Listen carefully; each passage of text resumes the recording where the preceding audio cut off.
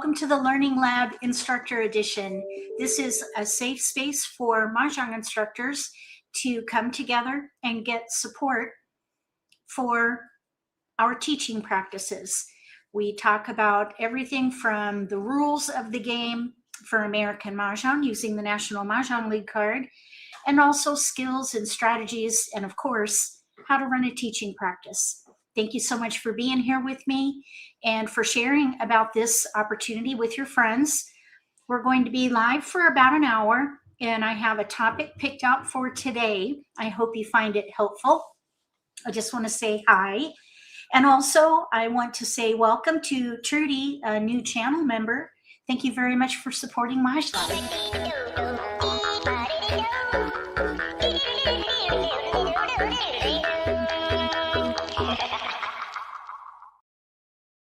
I also want to say thank you to any channel moderators who will be here today. We appreciate your help monitoring the chat. So today's topic is responding with precision. This is an ongoing topic. We've had 2 other sessions where we talked about questioning, Socratic questioning specifically, which are open-ended questions. And then we talked about active listening. That was last week. And then this week is about responding with precision. So if you are interested in these ideas, I'm going to give you a link to this show notes page on my website that will have links back to the other 2 segments. This is a standalone though, so don't feel like you'll be missing out on anything if you were not able to attend those other sessions. So, sorry, I have a tear running out of my eye over here. All right, so thank you for being here again. Say hi in chat if you like, no pressure.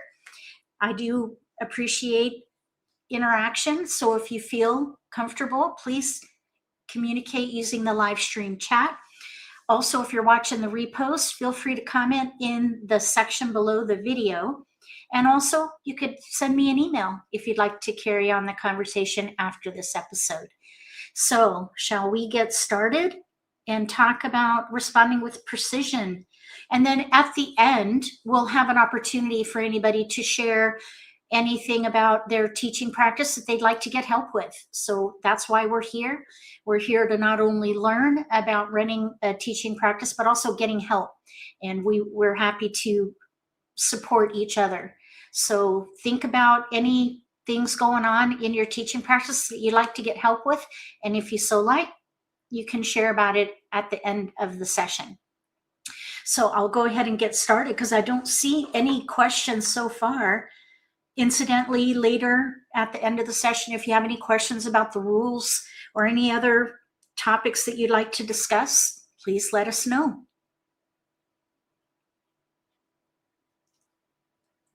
Okay, I'm going to do just a little bit of reading. And again, I'm going to be sharing the source of what I'm sharing later, so you can review it and go deeper if you like.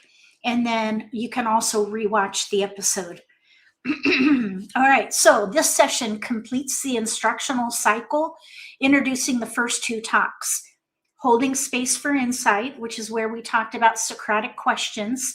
And again, those are open-ended questions, which are essential for ensuring that your students are able to find answers on their own and take ownership of what they learn. And then also we talked about listening with intention. And this was about active listening, which takes a lot of discipline. So those were the previous 2 sessions that we did. After learning how to ask better questions and listen accurately to student thinking, instructors can focus on decision making. The emphasis is on instructional judgment, deciding when to explain, when to ask another question, and when to intentionally step back and let learning unfold. And this takes a lot of discipline because as instructors, we want to jump in and fix things. We want to serve and give and instruct. but sometimes it's better to either ask more questions or just step back and give people space to think and find solutions on their own. So what we want to do now is explore how responding quickly can disrupt confidence and flow in the classroom as well, while holding back when support is needed can leave students without guidance. So there's a balance that we have to find. The goal is not perfection, but discernment, choosing the right response at the right moment based on what the learner has actually demonstrated. So there's a lot of observing that has to go on. You observe, listen, and then decide what the next step would be, whether that be ask more questions or let the learning unfold. Create that space where the students can think and make decisions on their own. So I don't see any questions. We're going to go ahead and do some prompts. Hello, Wes. Welcome. We are talking about responding with precision. This is the third in a series. The first two, holding space for insight, where we talked about Socratic questions, and then listening with intention, about active listening. And then now we're talking about responding. So here are some questions that I'd like for you to think about. And after I ask the question, I'll give you a little bit of time to think about it, and then I'll share if I feel like there's something to add. So the first one is, after listening carefully to a student's response, how do you decide what to do next? After listening carefully to a student's response, how do you decide what to do next? So clearly something happened before, because the student, you're expecting some kind of a response, whether you taught something or whether you asked a question or whether you gave it some kind of an assignment or an activity. How do you decide what to do next?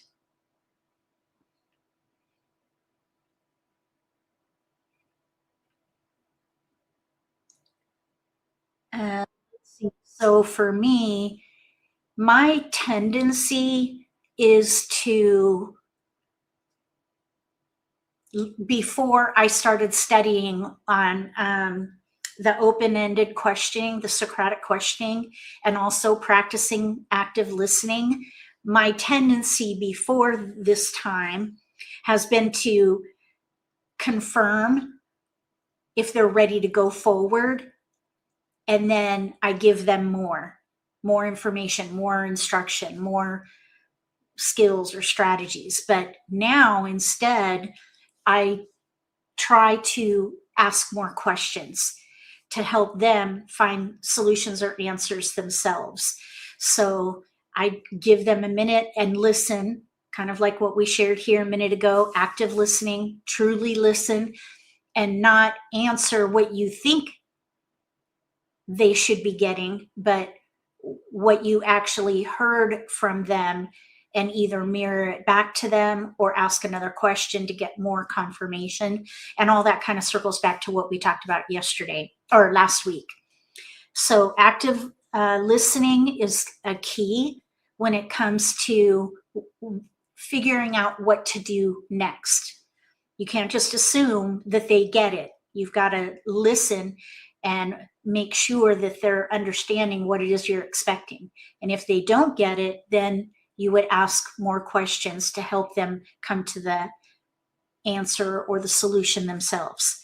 So the next thing, let's see, Wes says you try to reevaluate the original question. So maybe ask it in a different way, rephrase it or reframe it. That's another excellent way to do a follow-up Socratic question. So you ask a question, open-ended question, and then if they respond in a way that tells you or indicates that they didn't quite get the point, then you can just ask the question again, or reframe it. Just use different words, take a different approach. but still make it an open-ended question. That's excellent. Okay, the next question is, how often do you respond because something feels uncomfortable rather than because instruction is truly needed? How often do you respond because something feels uncomfortable rather than because instruction is truly needed? That's a bit packed.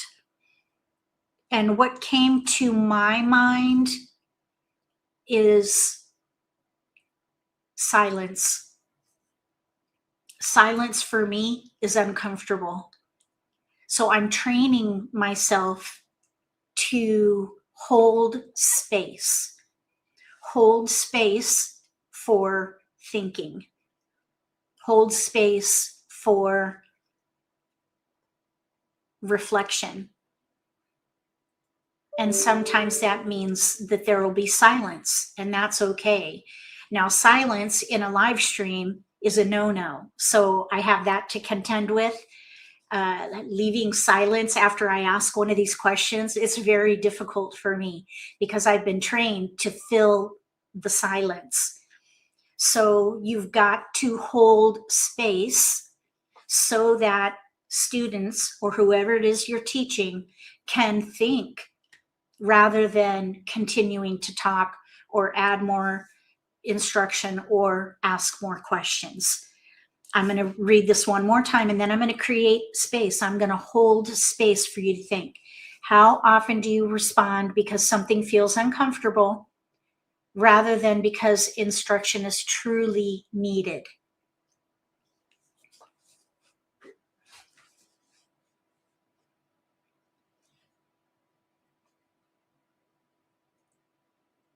Okay, we're going to keep going.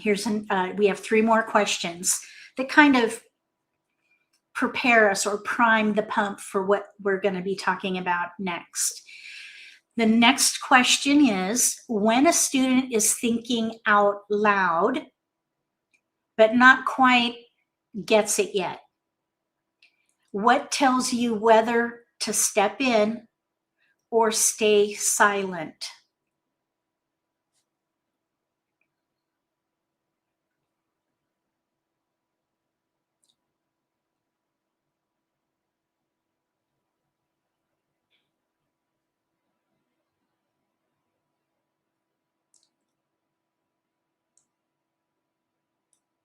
That's a tough one. Yeah, Wes says I struggle with this one. Now, the best thing to do, as far as what I've been learning lately, is to let them find their way, but be there for guidance. So if they specifically ask for something, or maybe ask for clarification, or ask for guidance, or even ask, well, what would you do? Then of course you're going to have to make a decision. But what you can do is just continue to ask open-ended questions, and eventually they will get there. Especially if your open-ended questions are leading. You can ask leading open-ended questions. Like, for example, give them options. So let's say, as an example, you're working on random pulls and they have a dealt hand and you have a wide spread, so no multiples. So the strength of the hand could be any number of things. Just depends on what they see. Beauty is in the eye of the beholder, as the saying goes. So you could ask, when you see these tiles, what speaks to you? So give them a minute to look at the tiles, and maybe they'll say something like, I have no idea. This is one of those kinds of hands where I don't know what to do. What am I supposed to do when it looks like I have nothing? Sometimes an opening statement is okay, followed by an open-ended question. So you could say something like, you always have something to work with. You've got the tiles in front of you. It's just a matter of what you focus on. So with these tiles, do you see, or let me see, I'm asking closed questions in my head. So let me step back a second. When you look at these tiles, which category would you focus on that would have a potentially good outcome after the first round of passing? Something like that, because you're not giving them the answer. They're going to have to find the answer or give themselves the answer. So they would then look at the card and think, well, I could do evens, let's say, even though maybe you would play a 3-6-9 hand. Maybe they have 2, 4, 6, but no 8, and they have 3 and a 9. Maybe you would play 3-6-9, but they see a 2, 4, 6, 8 option. So if they're heading in a direction that you wouldn't take yourself, you could put in another question and say, I could see why you would focus on evens. Is there another category on the card that would use these tiles? And give them a minute to look. They may or may not find that 3-6-9 would be a good category. They may be fixated on evens, and that's okay. You could keep going. You could even say something like, well, let's give it a try. Let's move forward with evens and see what happens. So you could either ask more questions or just help them take the next step. Like in this case, go with evens and let's watch what unfolds. Okay, Dana says, it depends. Can they work through to the correct answer, noticing what is incorrect about their logic? Yep. When there is a correct answer. You might also ask, wonder if there is another pass. You wonder, so you would say, I wonder if there's another pass, another path. You would actually say it like that. So it would be a statement that would prompt them to maybe look at the card a second time. I like to do open-ended questions. So I would say, considering evens as an option, could there be another category that would use these tiles well or with some success? Just something to prompt them to look at the card again. Wes says, it's difficult for me to lead them to my preference without knowing for certain that your preference is better than theirs. Yeah, and that's one of the nuances with Mahjong as a game in general, is that beauty is in the eye of the beholder. You could have two people look at the same tiles. One could go one direction, another player could go another, two different directions, two different categories, even within one category, but two different hands, and have a good result. So there is no right or wrong, but there is good, better, best. And that's what we want the students to get to, using critical thinking to find the good, better, best. The game has so much room for any hand to win. It does, if you make the right decisions at the right time, for sure. Okay, so let's go to the next question. Let's see, we do have another question. Is our goal to get them to consider multiple options before jumping to their first instinct? I think it depends on the situation, because sometimes you're given a hand in the deal. So it depends on what you're working on. If you're working on random pulls where you're trying to teach them how to identify the strength of the hand, and there's a particular hand that could be played and they get it, they see it, you could applaud them and say, let's go with that.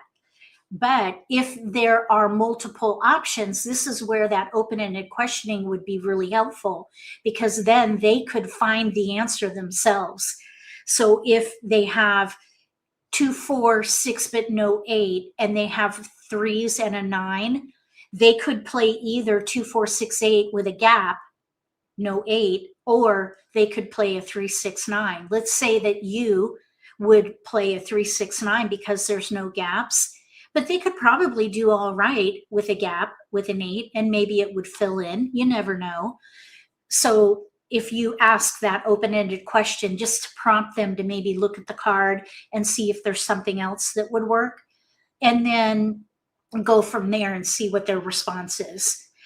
The best follow-up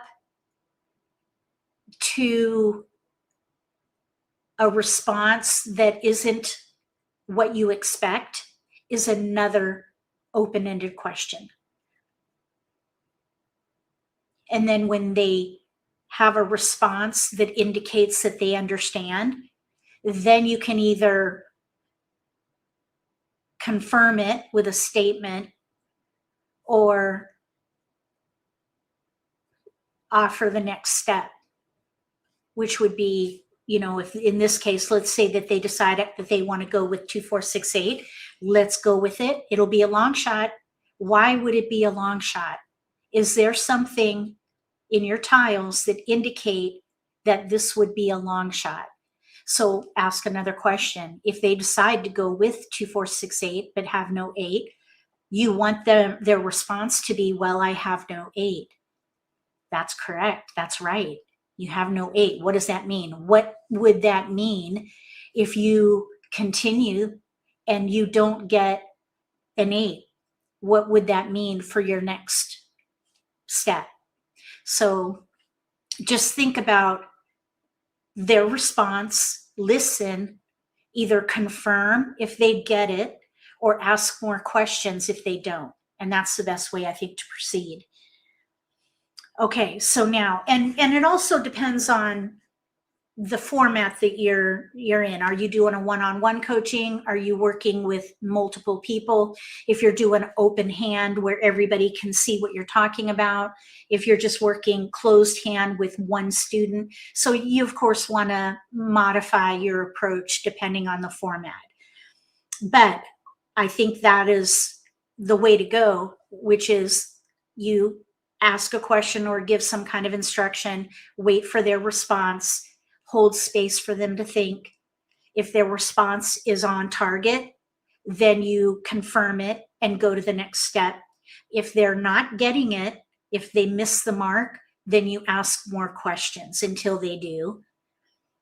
And if you go round and round and they're just not getting it, that would be an indicator that you need to review your approach with whatever instruction you're giving and maybe reframe it, because maybe you missed the mark. Maybe the student isn't getting it because you missed the mark in your delivery. So you might have to step back, kind of rewind and reframe, and then move forward, listening for their response, and then either confirming or asking more questions. Okay, so the next question is, how do you distinguish productive struggle from genuine confusion during gameplay or during exercises?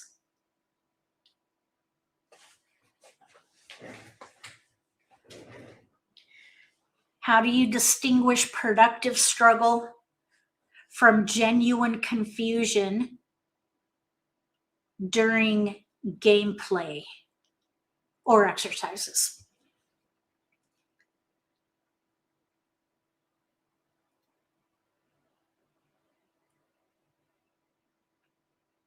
Does anybody have anything that comes to mind with this question? Something came to me, but I want to wait. I want to give you time to think.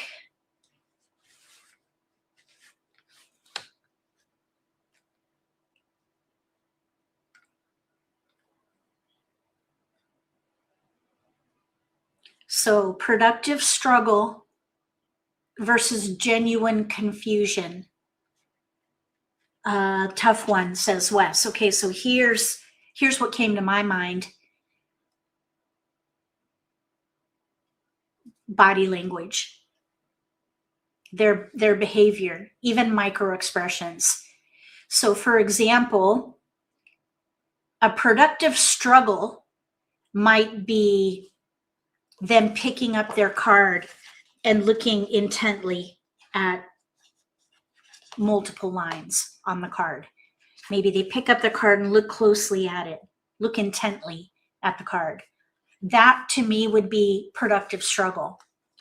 But an example of genuine confusion might look something like this.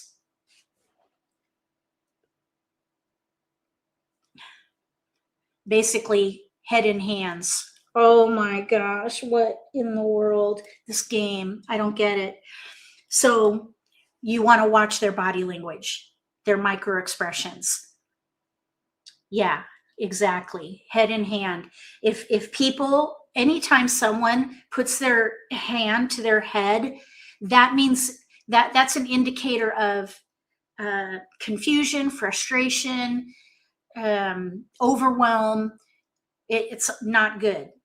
You don't want to see that.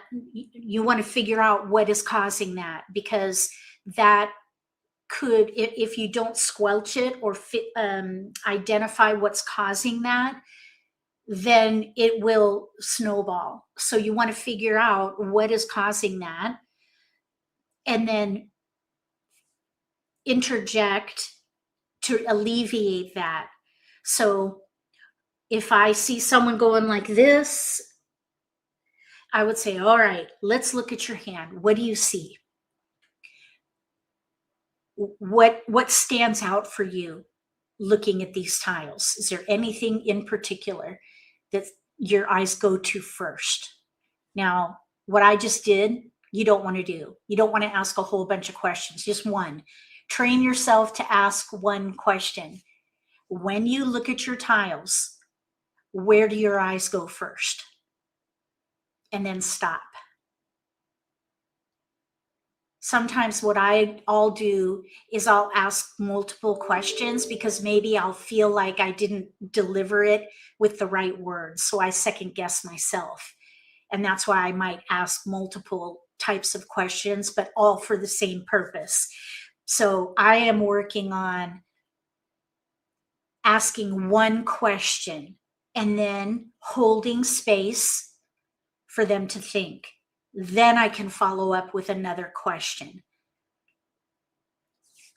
So I think watching body language, watching their behavior, watching the way they use their hands, and maybe even use their eyes. What are they looking at? To me, that would give you the ability to distinguish between productive struggle or genuine confusion. If they are having what you interpret as productive struggle, let them continue. Don't interrupt. Let them work it out.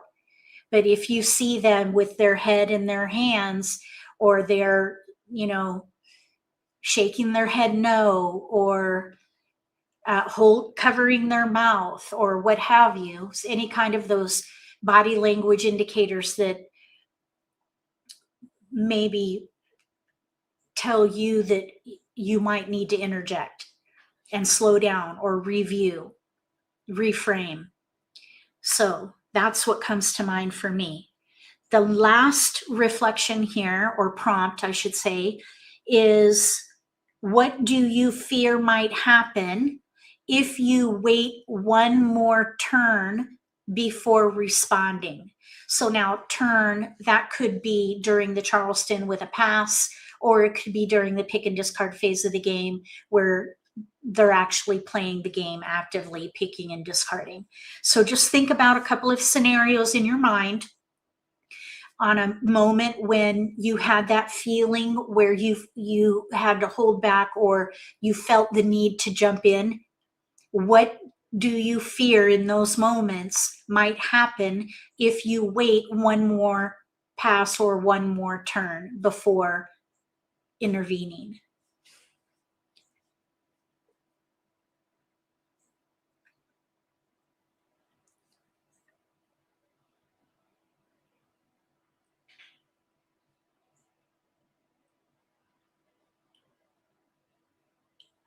I think the answer here is universal. A mistake might happen during the Charleston. Let's see, a learning moment might be gone. Okay, Dana, that's good. I was thinking that they might make a mistake. Like, for example, they might pass like numbers. I would want to step in. That would make me cringe. I cringe when I do it. But usually I do it intentionally, knowing the risk I'm taking. But students typically don't yet, and you want to jump in and stop them. But we all know that learning from mistakes is the best way to learn. But a lot of times also we're perfectionists. Many of us are perfectionists, and we want everyone to do it right the first time. Do it right the first time. Do you remember growing up and your parents saying that to you? Do it right the first time. Basically, what is that other one about sewing? Cut once or something like that. Measure twice, cut once. Something like that. So if you wait before interjecting, maybe a learning opportunity will go by. Or maybe they will make a mistake. So let's just look at both of those. If a learning opportunity goes by, then what? Too much time might pass, so you may lose momentum with the moment. What happens if you wait?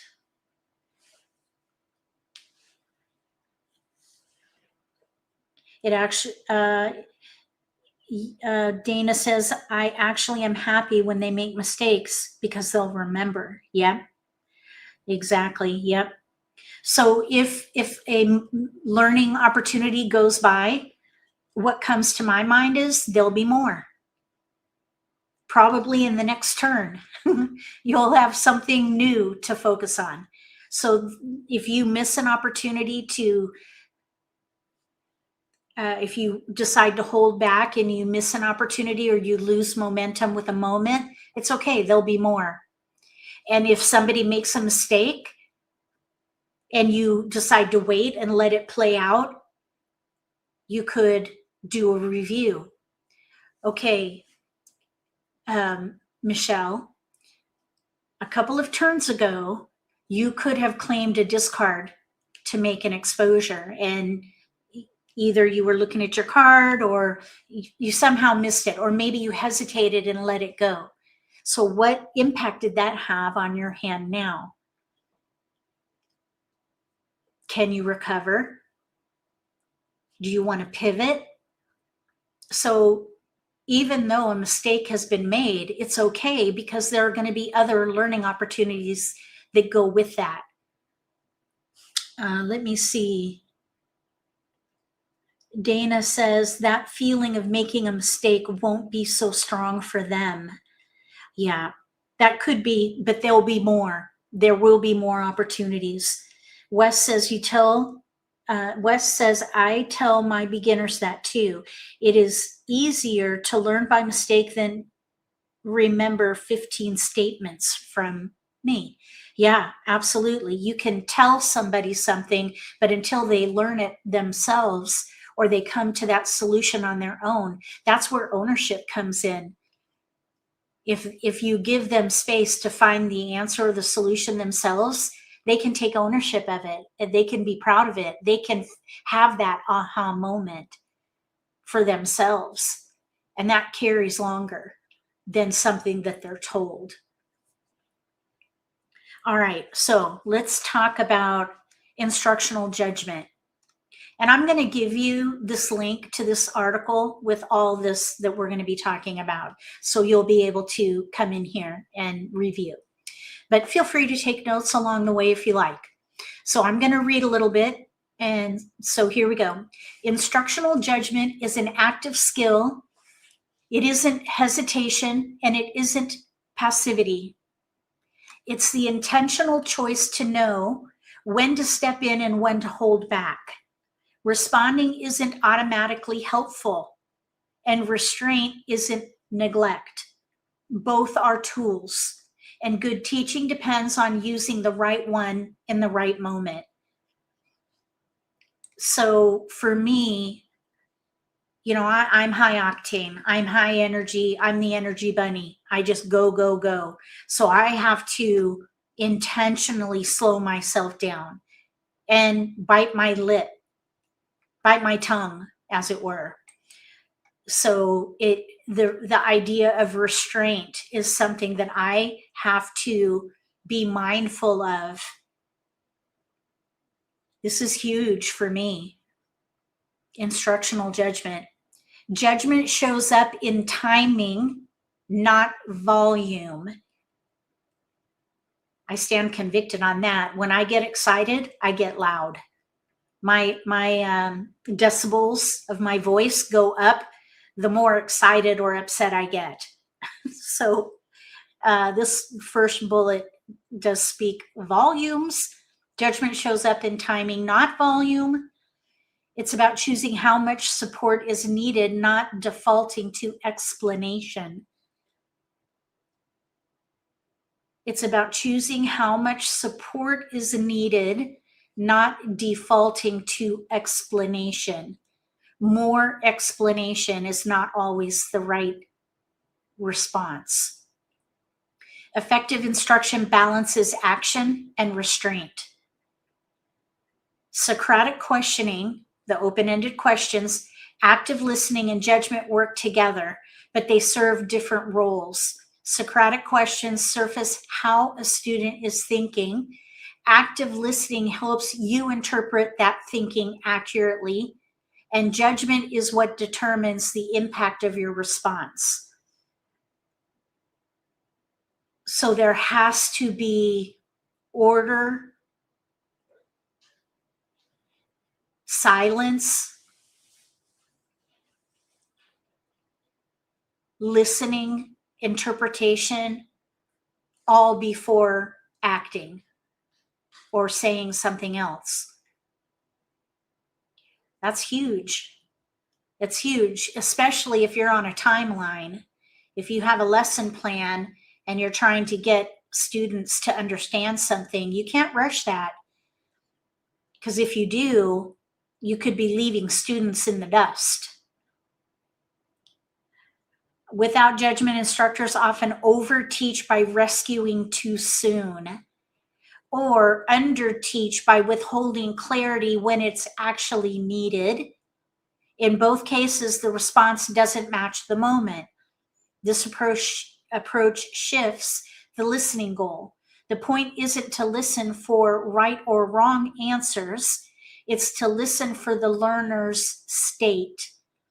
What kind of thinking is happening right now? So I think that's where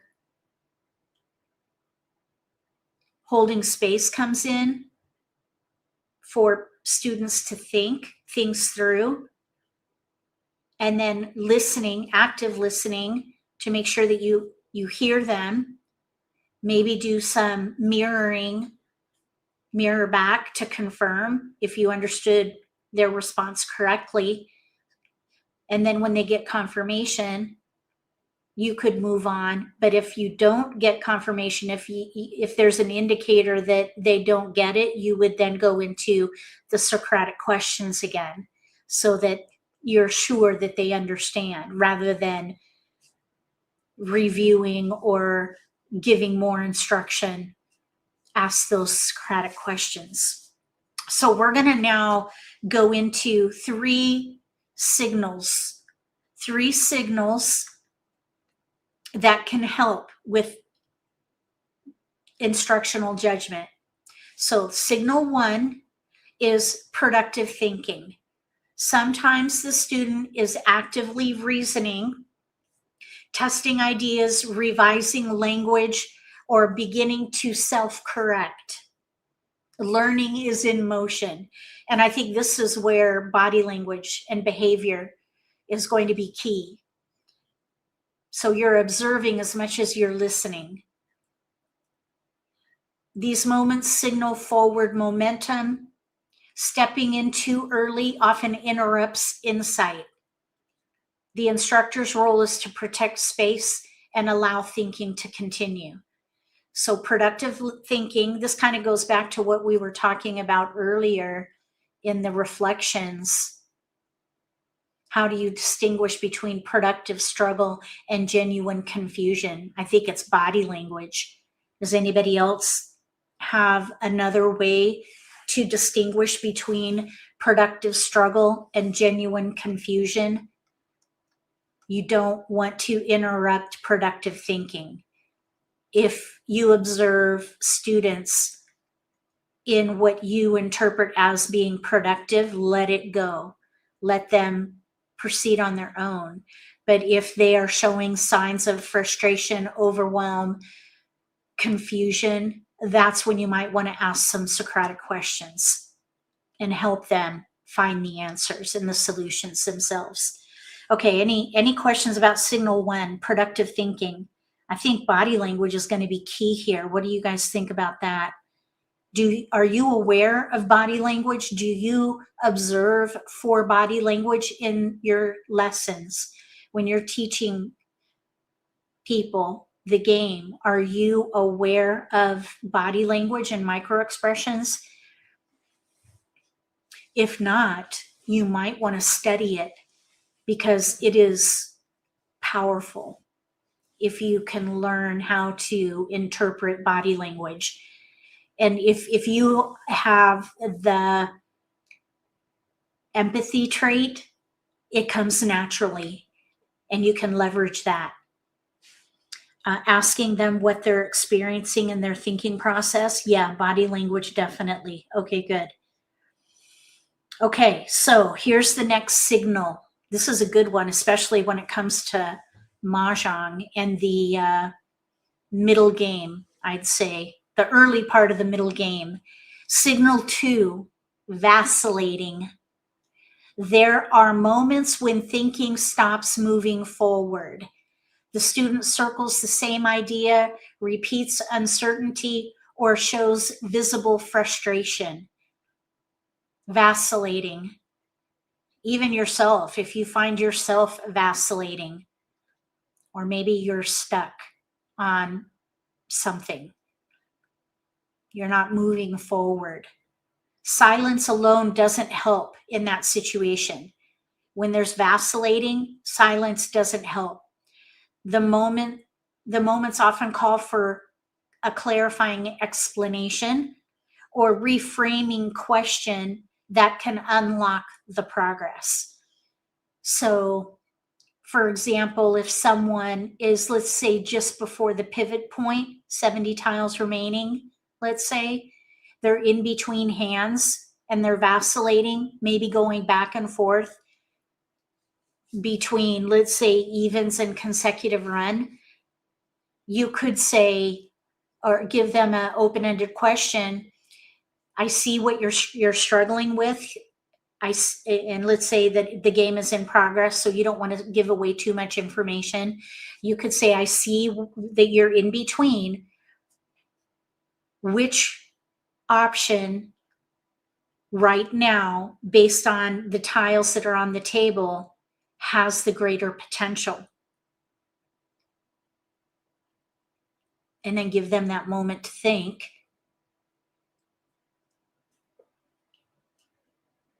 And then you could even say something like, if you were to hold off on the decision, what would the outcome be? And just let them think it through. You don't have to provide an answer. Let them think about the outcome themselves.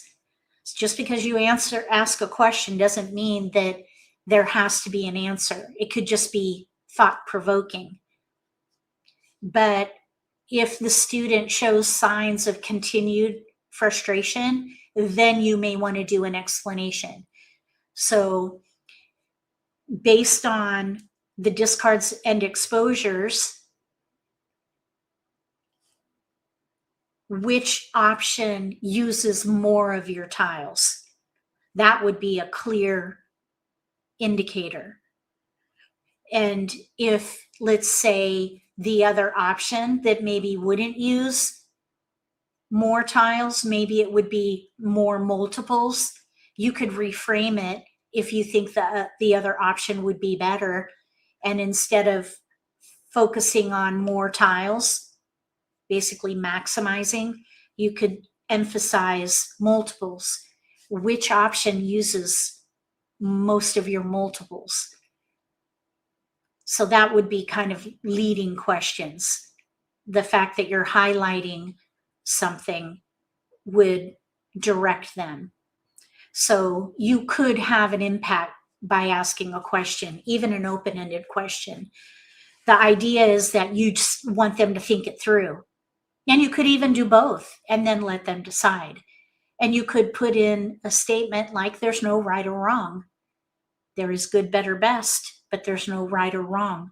You could make either one of these work. Now, are they both going to be winners? Probably not. One may be have stronger potential than the other. That's where you have to make that decision and then learn from the process. So vacillating does require some kind of intervention, whether you ask a question or whether you provide some kind of explanation or options to help them get a breakthrough. Okay, so the third signal is misalignment. At other times, the student sounds confident, but is building on shaky foundation. Often a misread rule, a faulty assumption, or a flawed premise. I could think of a couple of examples here. Does anybody want to share what comes to mind with this signal, misalignment? They may sound confident, but maybe their foundation is not solid. I can think of a couple of examples, but I'll give you a moment to think it through.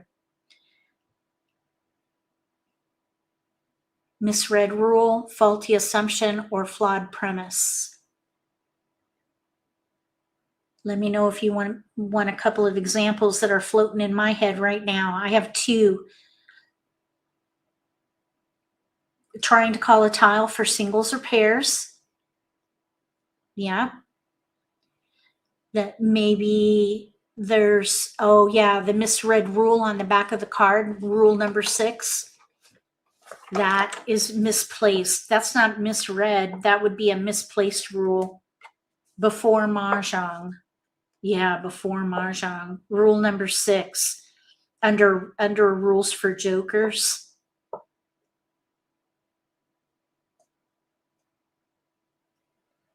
Yeah, anyway. For beginners, the colors on the card equal suits. Yep, that is misalignment for sure. Okay, I can give you an example of a strategy that would be a faulty assumption, and that is holding joker bait during the Charleston. I remember one time I was in a lesson and I was coaching somebody, shadowing them basically while they were playing, and I was offering coaching, and they were working on their passing during the Charleston, and they had joker bait, and they mentioned, even though I don't need this pair, I want to keep it for joker bait. And in my mind, I'm thinking, joker bait does not come up until 60 tiles remaining. We're a long way from there. But do I say something? Well, if they have enough tiles to pass, I wouldn't say anything. But if they're keeping that pair and they're breaking up their hand because of that pair, I would say that's a form of vacillating.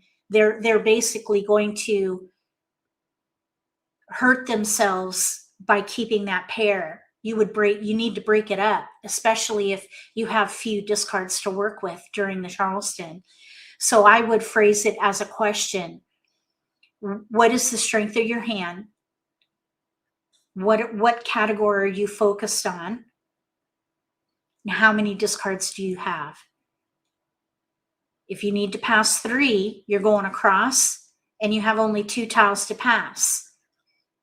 You know the strength of your hand, you have a particular category, and you're keeping some options with your tiles. Where could you get another tile to help you keep those option tiles and still pass across? The answer is break up the joker bait. So you could ask questions to help them see that joker bait is not helpful during the Charleston. It can actually block you. So there's that. Let's see. Wes says exposures when playing a concealed hand. So that would be they misread the hand. Another example of misalignment is feeling the need to have a backup hand when you know what hand you're already playing, because that is not, that is flawed thinking, because the game is going to progress. So a backup hand at a given time doesn't matter, because later when you need to pivot, there are other factors that need to be taken into consideration. Discards and exposures, the number of tiles remaining in the wall, your potential to continue one or option one or option two, what have you. So I think backup hands would be a flawed premise. So with misalignment, confidence doesn't always mean correctness. Here, a timely response prevents misunderstanding from settling. The goal isn't takeover, it's realignment. Instructional judgment is an active skill. It's the ability to notice learning shifts and respond with precision. So there are a lot of moving parts. Just think about the signals. Number one, productive thinking, let it go. Number two, vacillating, interject or interrupt a little bit there, ask questions, or maybe give some explanation if someone is vacillating. And then misalignment. Misalignment may also require interjection or some kind of intervention so that you could help them with a realignment or correction so that they can continue to build on a strong foundation. Teaching becomes more precise. Students retain ownership of their thinking. Confidence grows on both sides of the table, all sides of the table. Good teaching isn't about saying more, it's about responding precisely. Okay. So, let's see here. Let me just read this for a minute.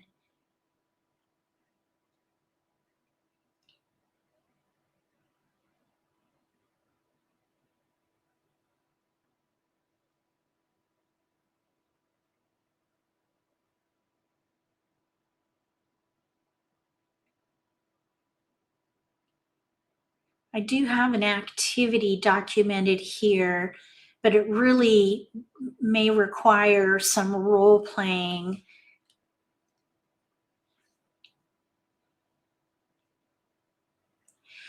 So I think what we could do is think about some lesson scenarios.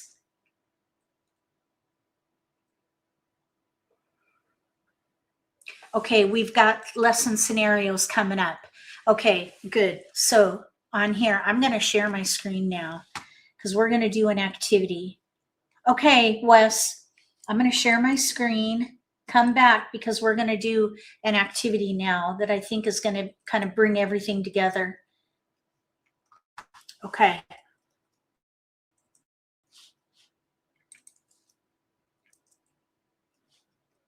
Here we go.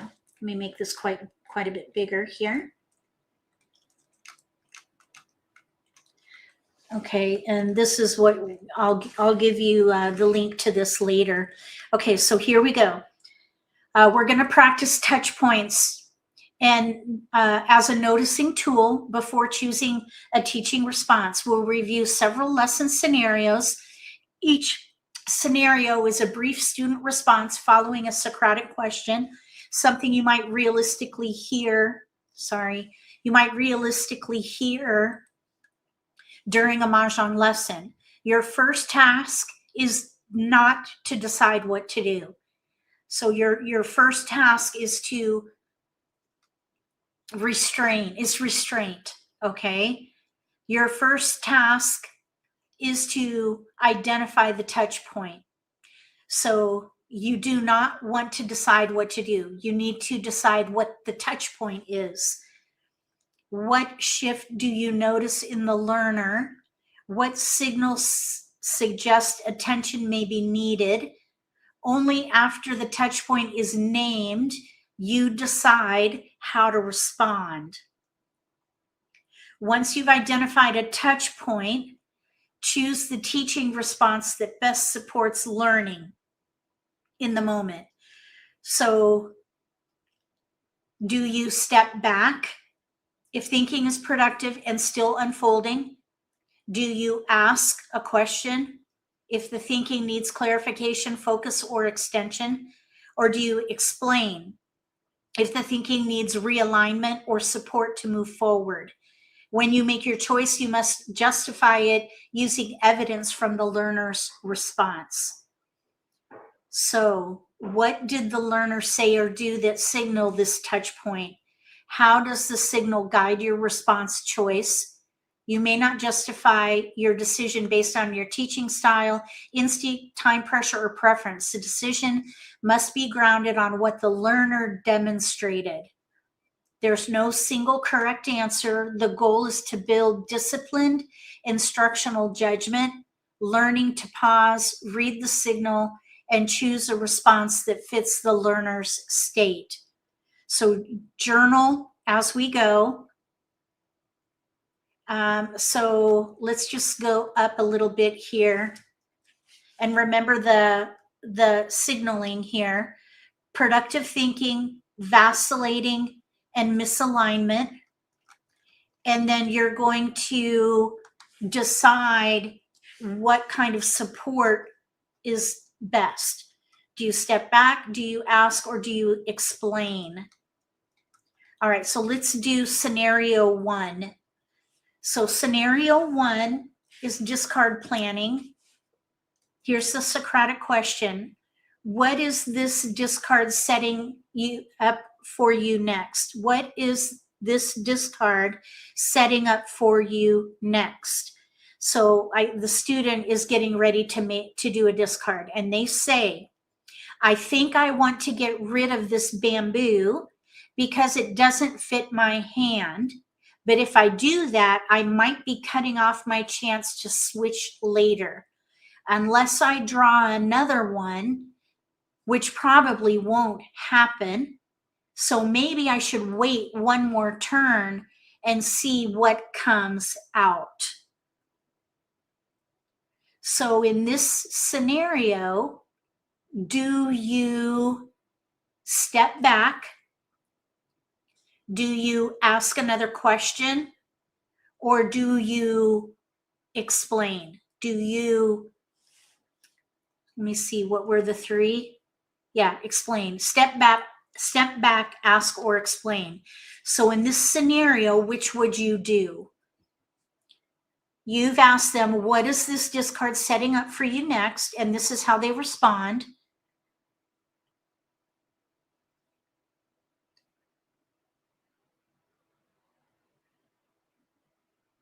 Does anybody want to share what they would do here? Would you step back?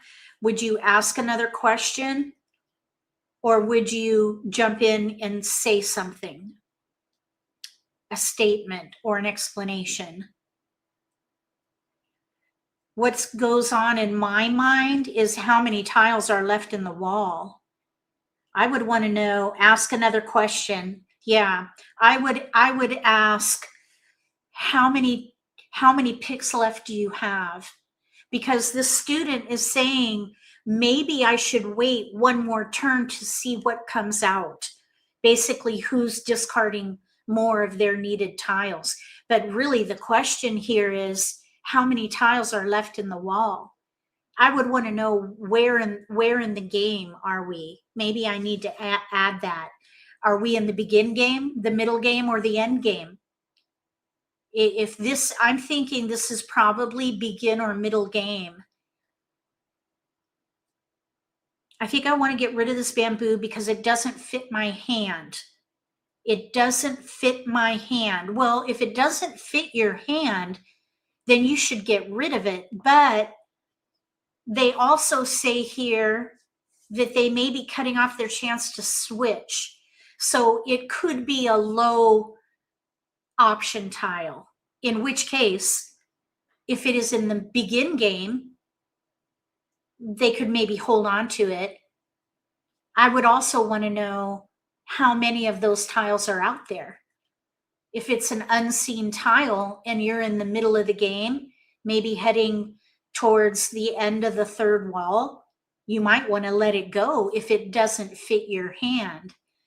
So I think whether or not to intervene depends on where in the game, where are they in the game. I think that's going to be critical to this particular situation. So I'm going to click down. Let's see what the answer is. Okay, the touch point, the student is reasoning out loud. They are weighing options rather than reacting impulsively. Their language shows active evaluation and revision. This is a moment where learning is unfolding rather than breaking down. So the teaching response considerations are, let's see, Dana says, assume it was in the beginning, knowing where they are would help. Yeah. Okay, so the teaching response considerations would be stepping in with an explanation may interrupt momentum. Asking another question could redirect attention unnecessarily. Allowing space may support insight. One possible response would be to step back. That was my initial thought, was stepping back. But I think on thinking it further, I would want to know where they were in the game.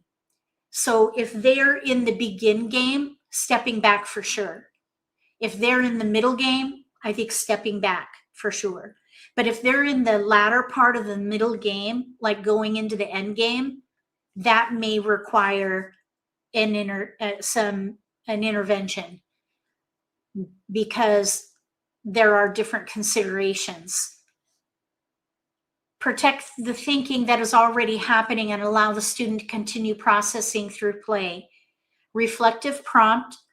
What signal is the student's language most influence your direction? Okay, so for me, it was this, getting rid of this bamboo. I want to get rid of this bamboo because it doesn't fit my hand. But if I do that, I may be cutting off my chance to switch later.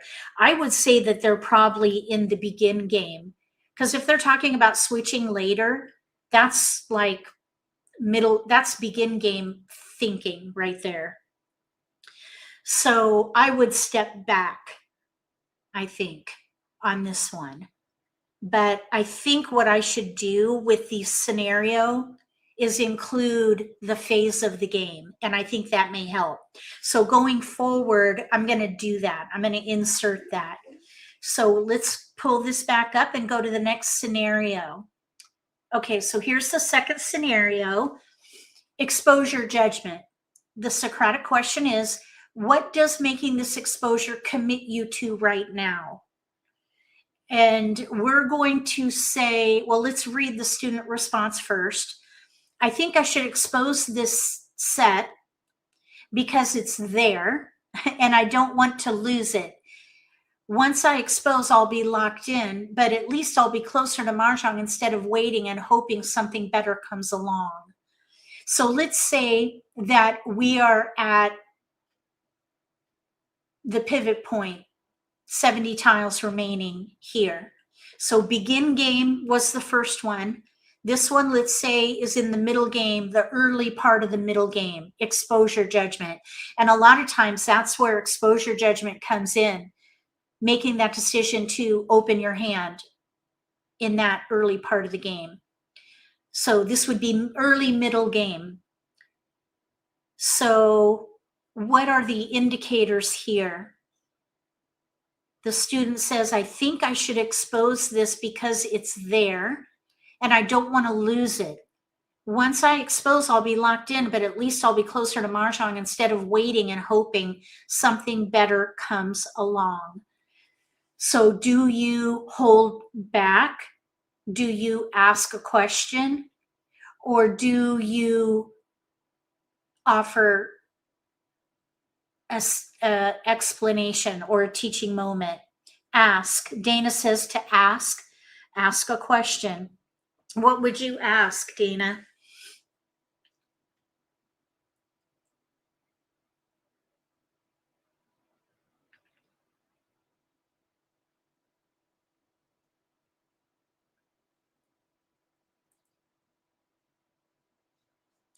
What other information is available? Like discards and exposures? Are there any discards and exposures out there?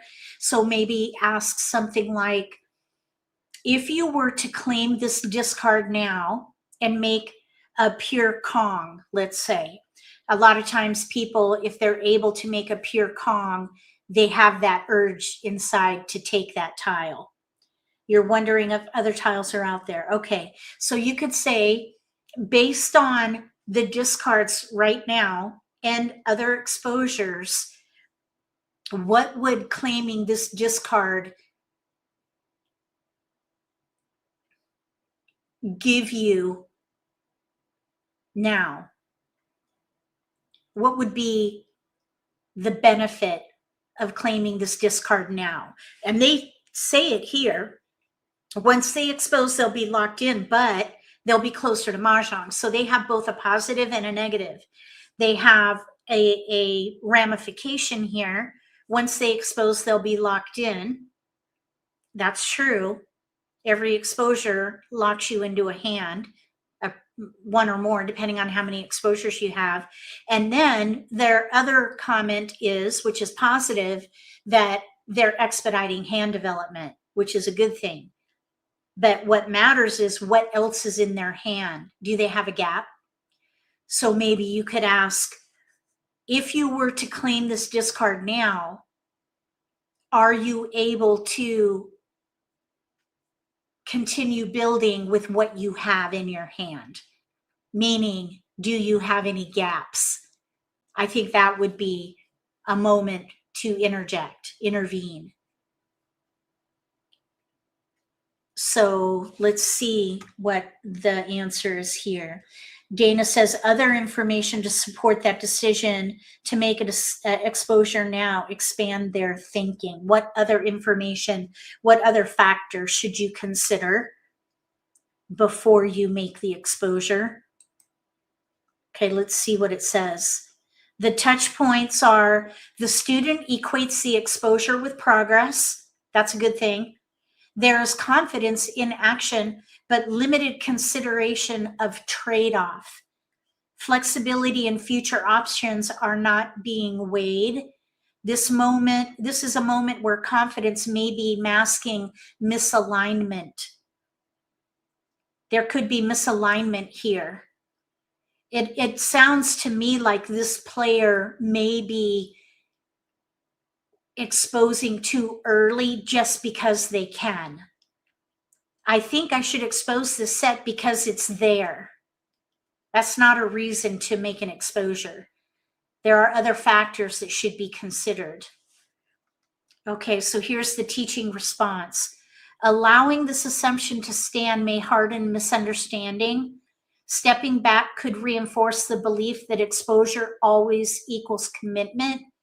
A well-timed explanation or reframing question could realign thinking. Here, explaining might help. Clarify what an exposure does or does not commit the player to. And you could bring in what is out on the table, what discards have been made, how many exposures, what are the exposures are out, how are those going to impact the tiles that you have in your hand. So a reflective prompt would be, what assumption in the student's response signaled the need for support? So for you as the instructor, the student, the student saying this, what are the red flags here? The student says, I think I should expose this because it's there and I don't want to lose it. Once I expose, I'll be locked in, but at least I'll be closer to Mahjong instead of waiting and hoping for something better. What red flag or flags do you see here?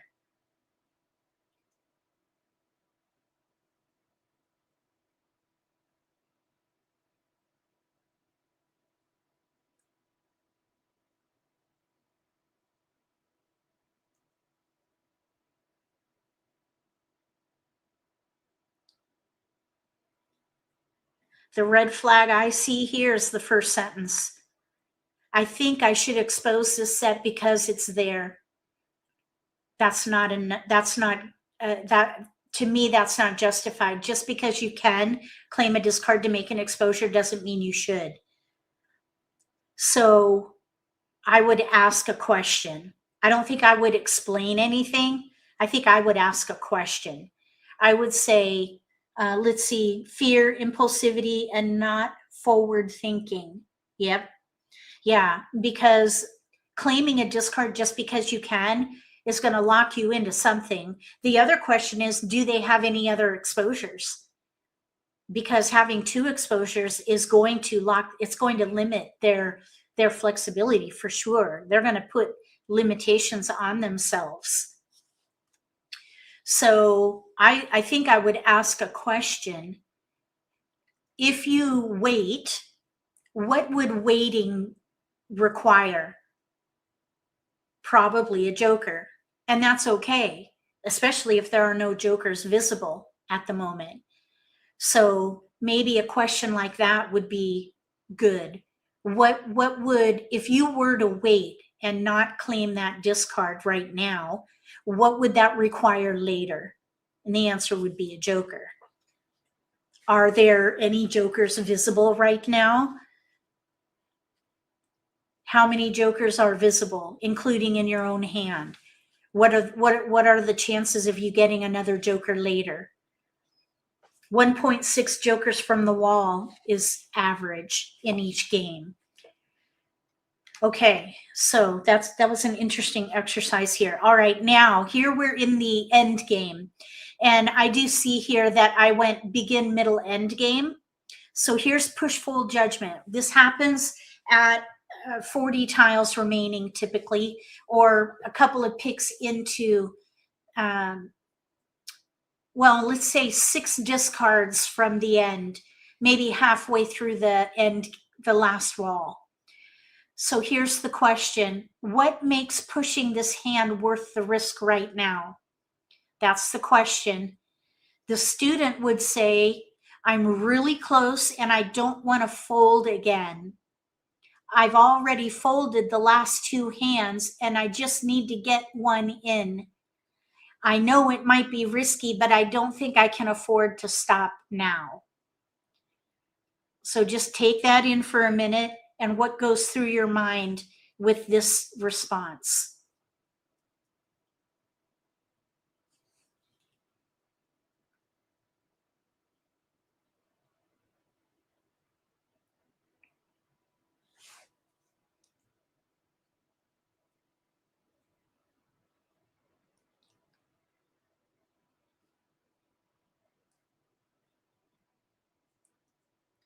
I would say this student is on tilt.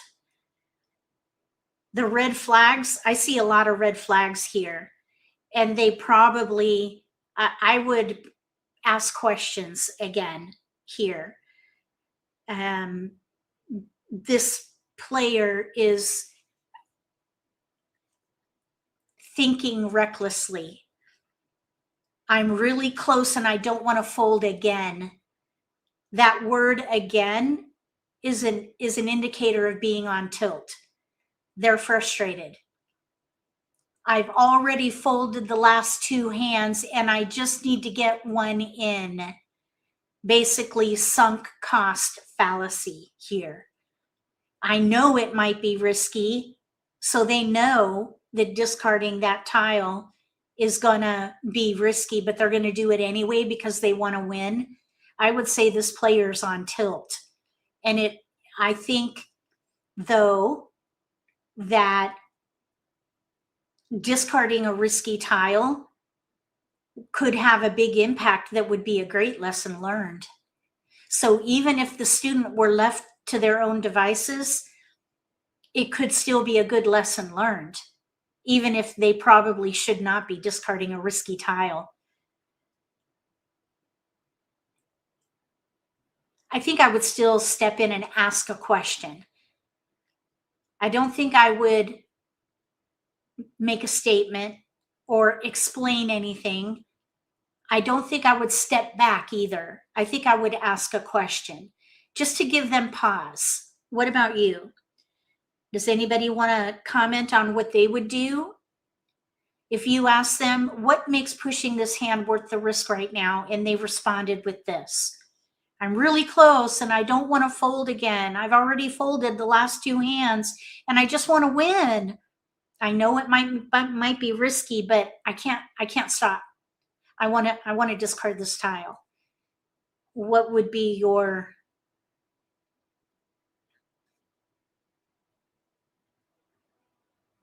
what would you do in this case as an instructor? What would be your inclination here? I would ask another question. Probably, what would the impact be of you discarding that tile? And let them think it through based on what is seen. I would ask a question. Let's see what the answer is.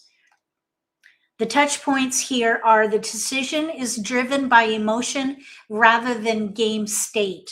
You're in the end game, and the player really should be thinking about impact, not about playing to win.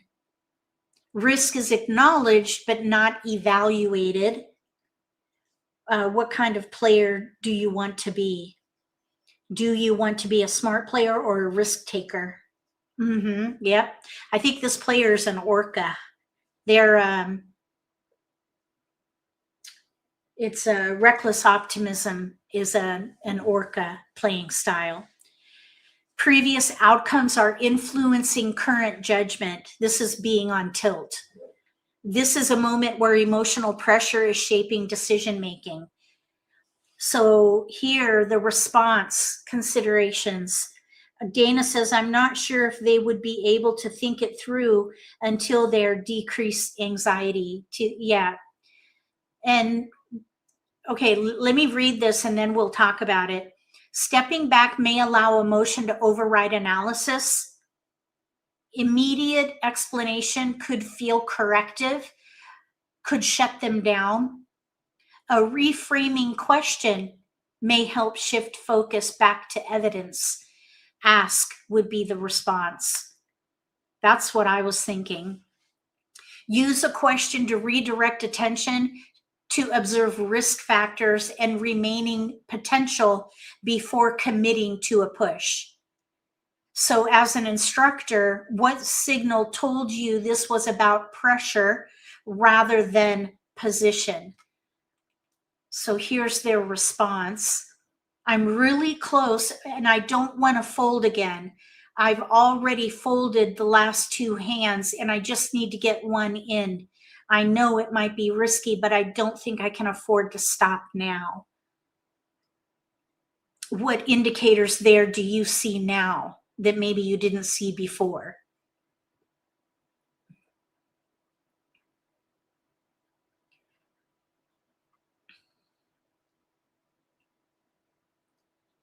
They know what they should do, but they want to do it anyway. Even if it has and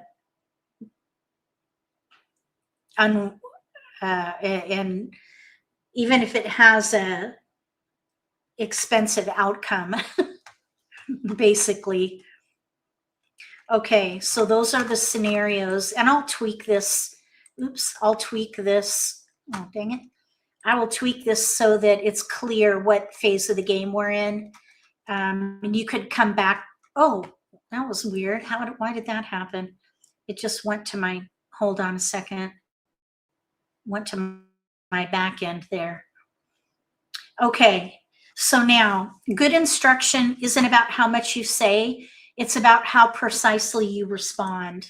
It's about responding and giving enough time for thinking to happen and learning to happen.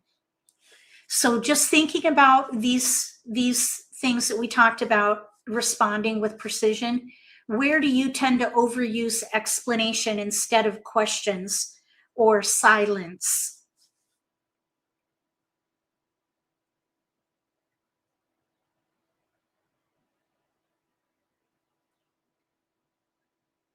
For me, I'm a fixer.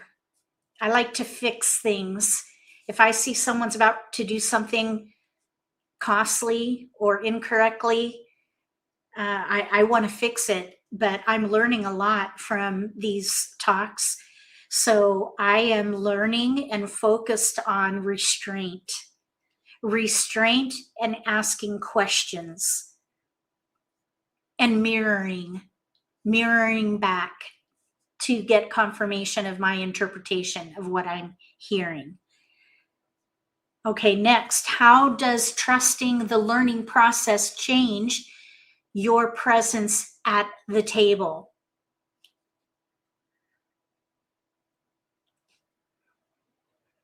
Mm-hmm.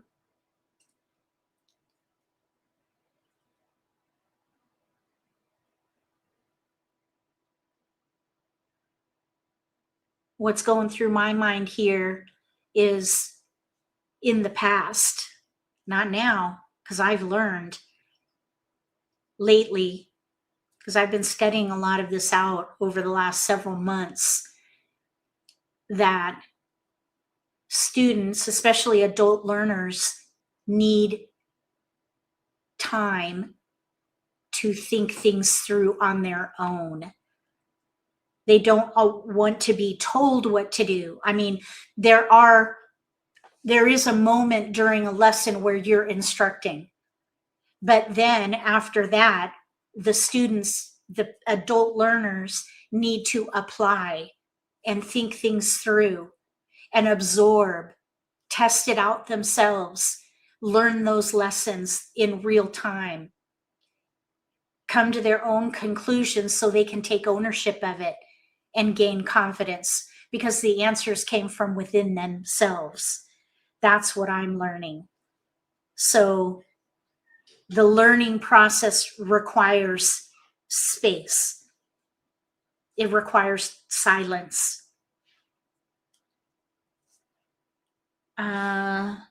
Let's see, Dana says, you're not sure if they would be able to think it through until, oh no, I already read that. You're calmer. Oh, good. Yeah, giving time. Silence is okay. What would it look like to measure lesson success by student clarity rather than instructor output?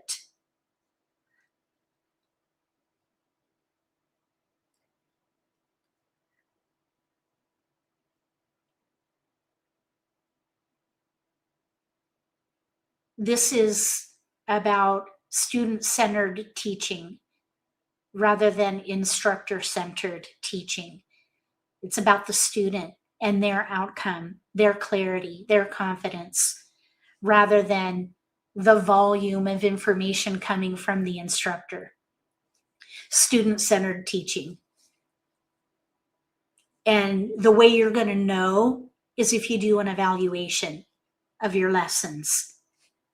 If you would like an example evaluation, I could give you a link to one. I'll put it in the show notes, because if you get evaluations from your students after events, you'll learn how to refine your teaching style so that it is student-centered.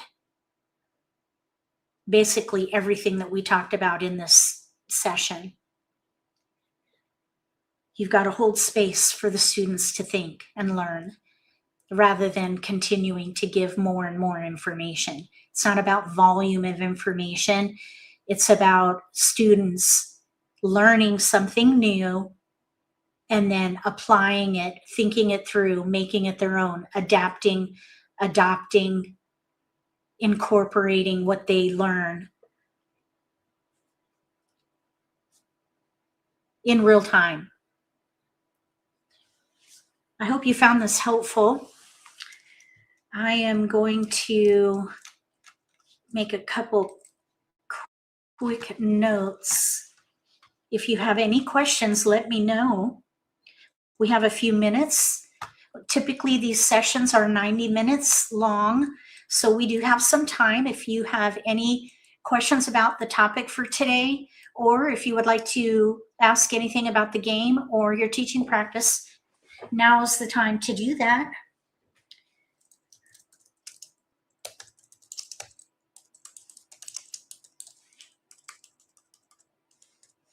I will add the lesson evaluation link in the video description below after, and I'll also, of course, add these show notes.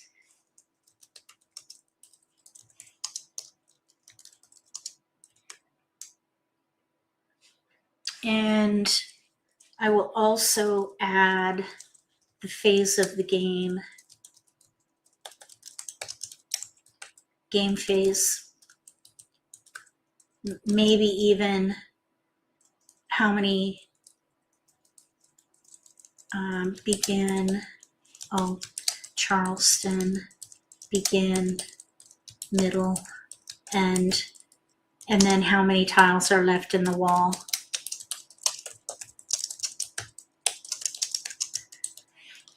We don't need an entire picture. It's really just to create, give you enough information to think it through. I think the game phase and how many tiles are left in the wall would be enough for now.